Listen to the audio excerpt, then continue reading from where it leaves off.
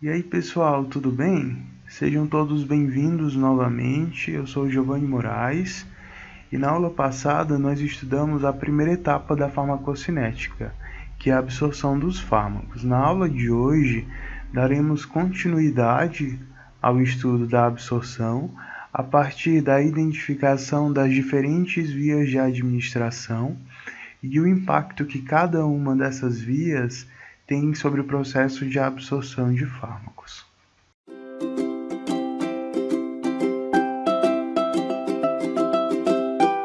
Antes de iniciarmos o estudo das vias de administração, precisamos ter em mente o conceito de biodisponibilidade. A biodisponibilidade ela nada mais é do que a fração do fármaco na sua forma ativa que alcança a circulação sistêmica, ou seja, após ser administrado, esse fármaco deve ultrapassar uma série de barreiras. E a quantidade, a fração dele que alcança a circulação após ultrapassar cada uma dessas barreiras biológicas é exatamente denominada de biodisponibilidade.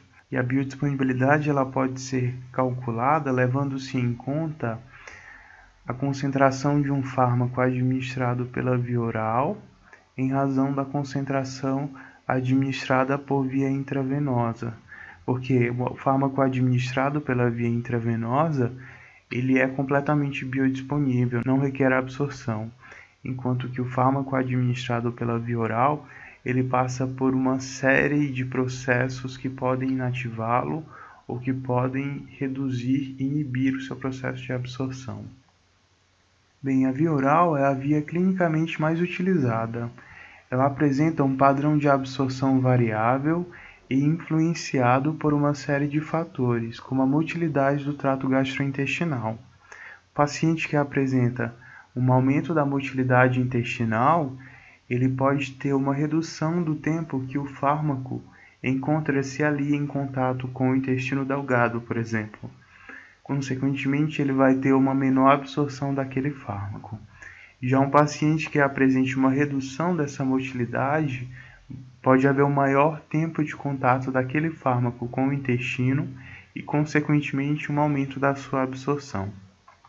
O fluxo sanguíneo também é importante nesse processo, uma vez que algumas condições que afetem o fluxo sanguíneo no trato gastrointestinal, como por exemplo a ingestão concomitante de alimentos que aumenta o fluxo local no intestino, resulta em um aumento também da absorção do fármaco. O tamanho da partícula e a formulação utilizada também podem influenciar nesse processo, pois quanto menor o tamanho da partícula, mais fácil será para o fármaco penetrar as barreiras biológicas. Outro fator são os fatores físico-químicos. A natureza de hidro ou lipossolubilidade do fármaco também interfere nesse processo. Como sabemos, quanto maior a lipossolubilidade, mais rápida e fácil será a sua absorção pelo trato gastrointestinal. Além disso, a via oral ela é mais conveniente, é também a via mais econômica e segura para a administração de fármacos. Entretanto, esta via ela depende da adesão do paciente. O paciente deve aderir ao tratamento para que ele seja efetivo. Então, o fármaco administrado pela via oral, ele deve alcançar o trato gastrointestinal para ser absorvido. Após ser absorvido no intestino delgado, principalmente, esse fármaco ele é captado pelo sistema porta-hepático e então ele passa pelo fígado para posteriormente alcançar a circulação sistêmica. Consequentemente, após passar pelo fígado, que é um órgão metabolizador de fármacos e outros xenobióticos, ocorre uma redução da fração do fármaco na sua forma ativa.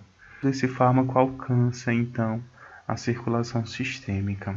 Esse processo é chamado de metabolismo de primeira passagem.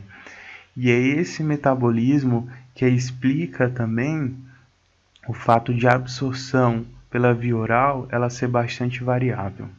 Quanto à via subcutânea, a sua absorção pode ser imediata quando utilizado soluções aquosas ou ainda uma absorção lenta e prolongada no caso de preparações de depósito. A absorção por essa via depende principalmente de capilares sanguíneos e capilares linfáticos, que permitem posteriormente a passagem do fármaco administrado nesse local para a circulação sistêmica. O seu uso especial está no fato de permitir suspensões que têm pouca solubilidade. E esta é uma via que ela é inadequada para a administração de substâncias irritantes, em razão da possibilidade de acontecer necrose tecidual. Quanto à via intramuscular, ela tem um padrão de absorção semelhante àquele observado para a via subcutânea. Pode-se obter uma absorção imediata com o uso de soluções aquosas, ou ainda uma absorção mais lenta e prolongada com o uso de preparações de depósito. Além disso, uma vantagem em relação à via subcutânea é que ela permite a administração de volumes moderados, ou seja, consegue-se administrar um volume um pouco maior em relação à via subcutânea. Além disso, algumas substâncias irritantes podem ser administradas por essa via sem que cause irritação ou que cause necrose tecidual. Bom, a limitação dela está no fato de que pode interferir em alguns exames. Isso porque a administração do fármaco na musculatura pode levar à alteração da dosagem da enzima creatinoquinase, que é uma enzima que está bastante presente na musculatura de uma forma geral. Isso resulta, então, em uma possível alteração na dosagem de creatinoquinase. No caso da via intravenosa, como o fármaco é administrado diretamente na circulação sanguínea, a biodisponibilidade desse fármaco é completa. O fármaco não precisa sofrer absorção, então a absorção dele é evitada. As vantagens estão no fato de que é permitido a administração de grandes volumes, ela também permite a administração de substâncias irritantes, desde que essas substâncias encontrem-se diluídas, e é possível a titulação da dose, um controle melhor do quanto de fármaco está alcançando a circulação. Por outro lado, há um aumento do risco de efeitos adversos quando se faz uso desta via, e ela apresenta-se como inadequada para a administração de soluções oleosas ou pouco solúveis, tendo em vista que o fármaco é administrado diretamente na circulação sanguínea. Temos ainda outras vias de administração não tão frequentemente utilizadas como as anteriores. Temos então a via sublingual. O fármaco que é absorvido na via sublingual, ele passa diretamente para a circulação sistêmica, consequentemente evitando a metabolização de primeira passagem, ao qual os fármacos que são administrados no trato gastrointestinal necessitam passar. Então esta via ela permite um efeito rápido do fármaco, ela é adequada para fármacos que são instáveis no pH gástrico ou metabolizados no fígado, ou seja, ela permite uma mais adequada absorção destes fármacos na sua forma ativa. Uma outra via de administração também utilizada é a via retal. Ela permite um efeito local ou ainda um efeito sistêmico. Entretanto, seu efeito sistêmico ele é pouco confiável em razão da sua absorção. Cerca de 50% do fármaco absorvido por esta via sofre metabolismo de primeira passagem no fígado. Ela é adequada em pacientes que estão em quadro emético ou que estão incapazes de utilizar a via oral. Um desses casos, por exemplo, é em crianças que estão sofrendo de mal epilético, que podem ter a administração por via retal do diazepam. Bem, a administração pelas vias tópicas visa uma ação local dos fármacos, reduzindo a passagem para a circulação sistêmica e, com isso, os efeitos adversos. Espera-se que apenas uma diminuta fração do fármaco alcance a circulação sistêmica, e assim minimize-se a quantidade de efeitos adversos. Temos como as vias tópicas a oftálmica, a cutânea, a nasal, e há uma grande variedade de formulações disponíveis para cada uma dessas vias.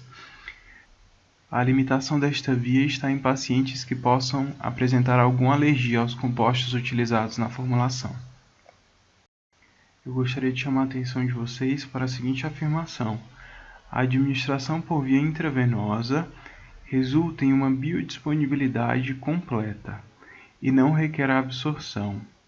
Essa costuma ser uma questão de prova, onde é possível observar que o fármaco que é administrado pela via intravenosa, aqui em vermelho, ele tem uma biodisponibilidade completa. Isso porque o fármaco é administrado diretamente na circulação.